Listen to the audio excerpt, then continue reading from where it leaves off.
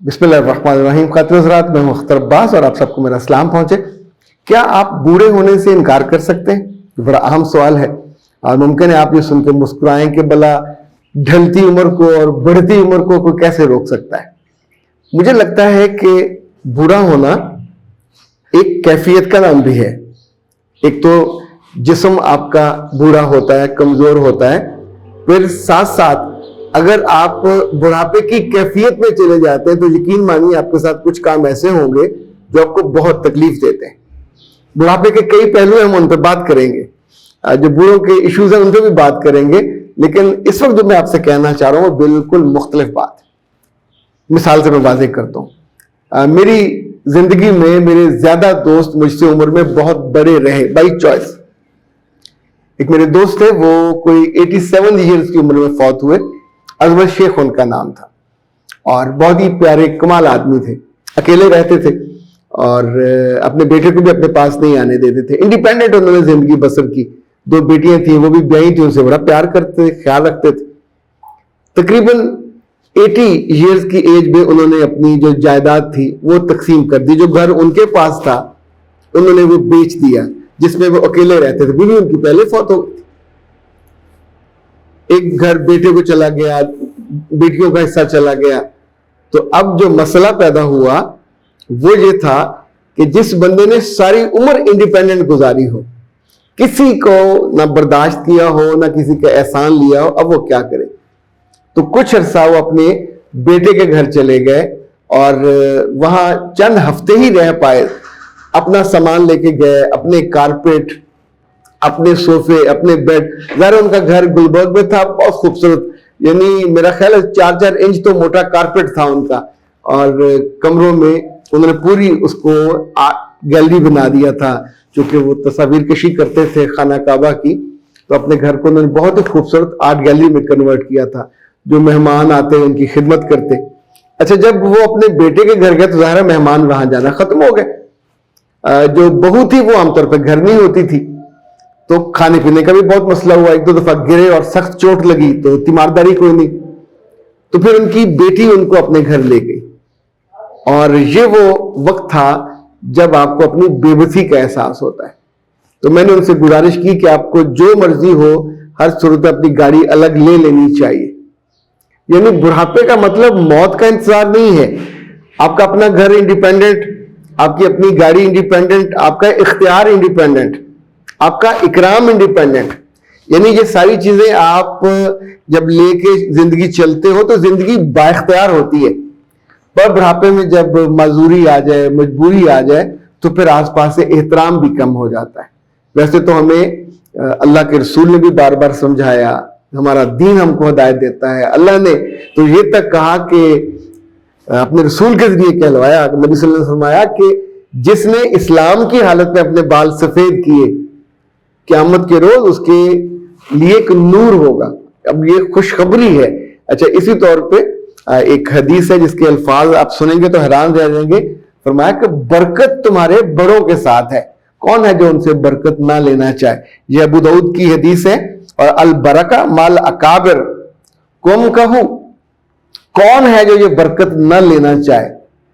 اچھا، پھر اس زمانے میں کتنے ہی لوگ تھے جن کو اللہ کے رسول نے بعض دفعہ گائیڈ کیا، رہنمائی کی. اچھا، خود ہی اتنا اکرام کرتے تھے کہ حضرت ابو بکر جو ان کے بہت قریبی دوست تھے، وہ اپنے والد کو لے کے آئے اسلام قبول کرنے. تو آپ نے کہا تم کیوں ان کو تکلیف دی؟ انہیں گھر پہ رکھتے میں حاضر ہو جاتا. دیٹس the limit کہ آپ کتنا اس بڑوں کا اکرام کرتے. ایک موقع پہ ایک بوڑھا شخص نبی صلی اللہ علیہ وسلم کی محفل میں آیا تو لوگوں نے ان کو جگہ نہیں دی.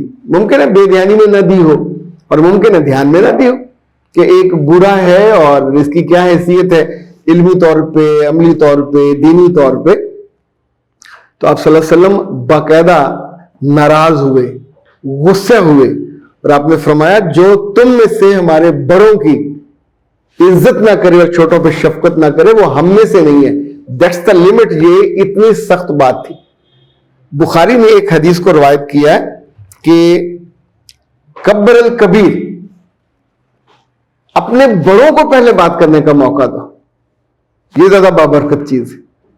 ایون کھانے پینے کا موقع ہوتا تو حکم ہوتا تھا کہ بڑوں سے سٹارٹ کرو.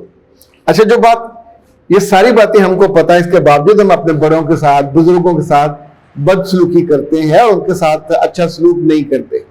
گھروں میں جیسے وہ بوڑھے ہوتے ہیں, 60-70 کی کراس کرتے ہیں, ریٹائر ہو جاتے ہیں, پہلا کام تو اکثر ان سے یہ ہوتا ہے کہ ان سے ان کا کمرہ چھین لیا جاتا ہے. مت چھیننے دیجیے. اس کمرے کے ساتھ آپ کا دل, آپ کی یادیں, آپ کی انڈیپینڈنس, آپ کا اختیار بوڑھے ہونے تک, بلکہ مرنے تک. کچھ چیزیں ہیں جو کبھی مت بانٹیے. جائیدادیں آپ کے مرنے کے بعد بٹ جائے گی اپنے آپ. اپنی زندگی میں اپنے ہاتھ اور پاؤں کاٹ کے اپنے بچوں کو مت دیجیے.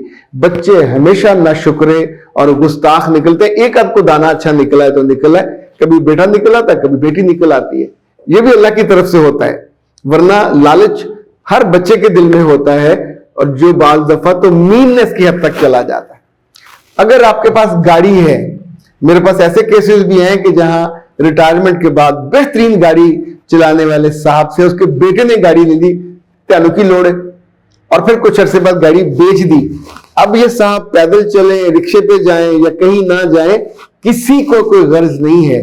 تو جس نے ساری عمر لگژری اور لگژریس لائف گزاری ہو, بااختیار زندگی, یعنی آپ کا جی چاہا چابی اٹھائی اور گاڑی نکالی اور دوستوں کے پاس چلے گئے. اچھا بڑھاپے میں 2-4 چیزیں اور ہیں جن کو اگر آپ رکھیں اپنے ذہن میں تو آپ کا بڑھاپا دروازے کے باہر رکا رہے گا. آپ کپڑوں پہ کمپرومائز کر لیجیے, آپ کے پاس پہلے سے موجود ان پہ زیادہ خرچ کیجیے, لیکن کبھی اپنی خوراک پہ کمپرومائز مت کیجیے. بہت سے بوڑھے ہیں جو اپنے بچوں کے ساتھ مری جاتے ہیں, ادھر ادھر جاتے ہیں, جو سب نے منگوایا اچھا میں بھی یہ کھا لیتا ہوں. Don't do that. اگر آپ نے بیف نہیں کھایا, اب آپ بیف کھاؤ گے تو آپ کو موشن لگ جائیں گے, آپ کمرے میں پڑے رہو گے, سب کی سیر خراب ہوگی, برا بھلا وہ آپ کو کریں گے. تو اس لیے جو آپ کھاتے ہو, چکن کھاتے ہو, مٹن کھاتے ہو, گھر میں کبھی کمپرومائز مت کیجیے. مٹن آپ کو اچھا لگتا ہے وہ کھائیے, مٹن کی یخنی بنوائیے. خوراک اچھی رہے گی, آپ کی صحت اچھی رہے گی. جن لوگوں سے اختیار چھن جاتا ہے ان سے محبت بھی چھن جاتی ہے, ان سے سہولتیں بھی چھن جاتی ہے. جو باب وہمی ہو جاتے ہیں, باب نیم پاگل ہو کے ہر وقت بڑبڑ کرتے رہتے ہیں اور جلدی بھول بھر ہو جاتے ہیں, یہ کب ہوتا ہے؟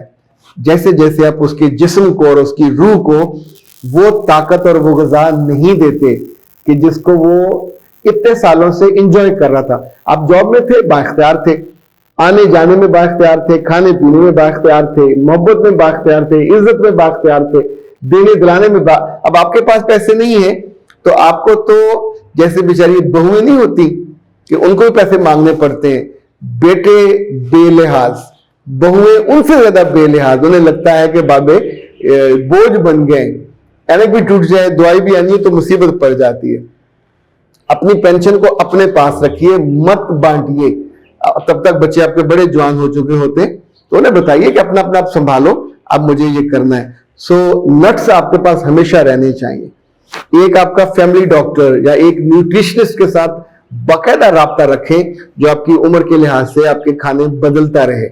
سو نٹس, آپ کا دودھ, جو طاقت والی غذائیں ہیں, ان کے یہ انشاءاللہ آپ کی عمر میں جب تک اللہ نے آپ کو زندگی دی 80 تک لے کے جائے یا 90 تک لے کے جائے.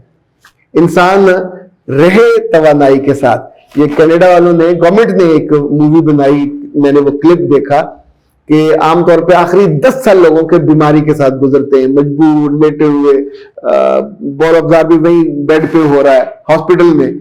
دوسرا آپشن تھا کہ وہی 10 سال لوگ ایکٹیو سیر پہ جا رہے ہیں, ایکٹیویٹیز میں جا رہے ہیں, پارکس میں جا رہے ہیں. Do that. سو جو میں نے کیٹیگوریکلی کہا ہے, اپنا گھر, اپنا کمرہ, اپنی گاڑی, اپنا اختیار, اپنی خوراک, اپنا معمول, اپنی سیر, اپنے دوست, بڑھاپے میں کبھی مت چھوڑیے. آپ کی کوالٹی آف لائف ٹھیک رہے گی, آپ کی عزت اور محبت بھی ٹھیک رہے گی. اختر عباس کو دیجیے اجازت. السلام علیکم.